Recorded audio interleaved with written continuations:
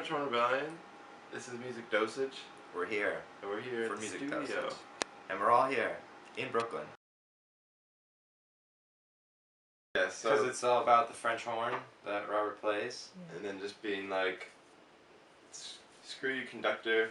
I'm gonna make my own music. I'm gonna make dance music, and it's gonna be way more fun than you telling me that I came in like a bar too early or something. You know. Yeah, I used to get that a lot. I played the bassoon, and when you're playing the bassoon, often you're in the back of the orchestra, and your instrument is very quiet in comparison to the French horn.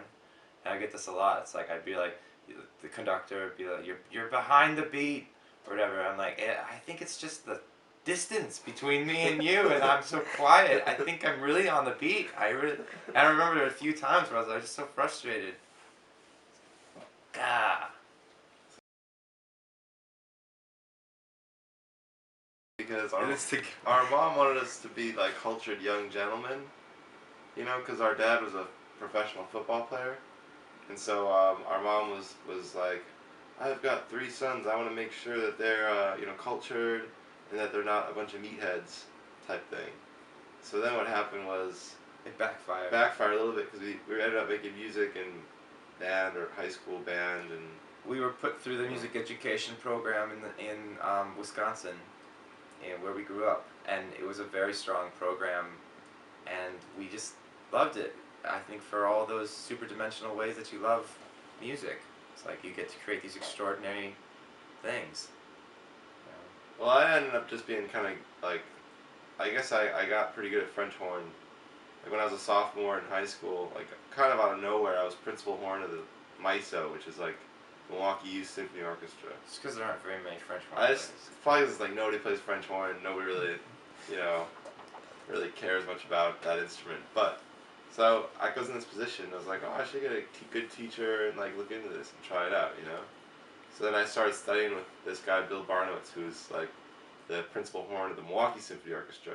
And it was one of those things where I didn't realize at the time, but I was entering into an apprenticeship, you know, where he was like, I only take on 2 students, you know, at a time until you graduate from college, you know, that type of thing. Like it was only me and 2 other people, I think, when we were studying. So that makes 3. Yeah, but one of them was because her old teacher left somewhere and he was doing it as a temporary charity case thing. I see. Yeah. So he found you worthy at this time. Yeah, and the other guy that he found worthy is actually really successful right now as a horn player. Yeah, so I'm kind of the black sheep a little bit there. But anyways, it's a running theme you'll find. Then he told me that, you know, well, it wasn't up, you know, I was like really like happy playing horn. It was really fulfilling. Went to college, played horn in Northwestern, and with my senior year, I auditioned for Civic, and I was an associate member of the Chicago Civic Orchestra, so I was doing pretty well, and then decided that it was much more fun to just play dance music instead of Mahler, I guess, but also because I ran into some roadblocks where like I was working really hard and trying my hardest to be the best horn player I possibly could, but my playing wasn't reflecting that, and so I did a recital my junior year, and it was not a success. It was a big failure, and my teacher told me that she was ashamed to be my teacher. A different teacher. It's a different teacher. College teacher, one of the more famous horn players named Gail Williams, and I was really discouraged. And she was like, and actually Bill Barnowitz they were co-teaching me in college. He sent me an email threatening that they were gonna kick me out of the horn studio, and I needed to stop majoring in drug, sex, and rock and roll and get down to business. This is what they actually said in the email, and like, but it's so funny because I wasn't really partying. I was really trying my hardest.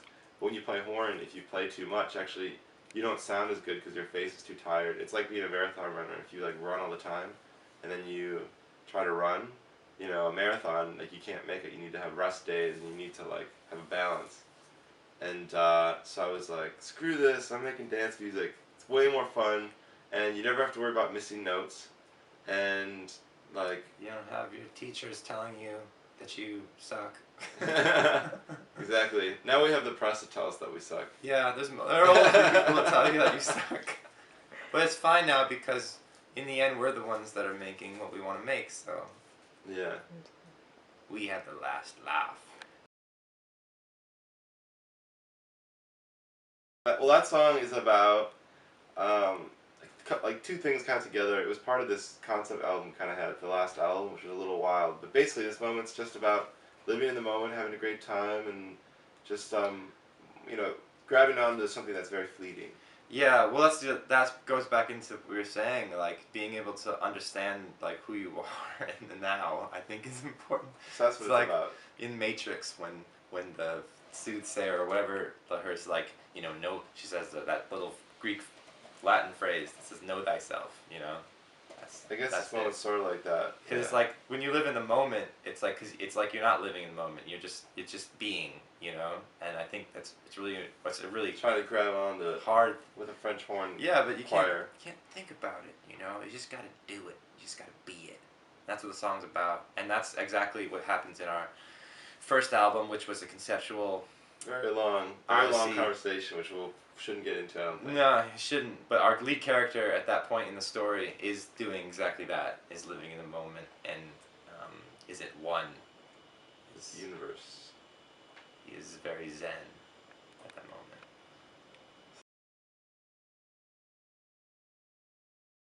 And it was a tragic circumstance because we were supposed to go into Japan to play a show at the time when that earthquake happened.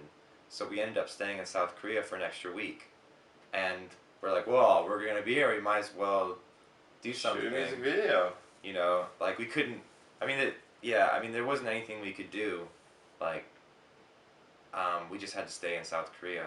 So we asked our label there if they knew anyone that would be interested in doing it, and they got back to us right away with this guy. What's his name? Young Sam. Really? Yeah. Sam. Yeah. Young Sam.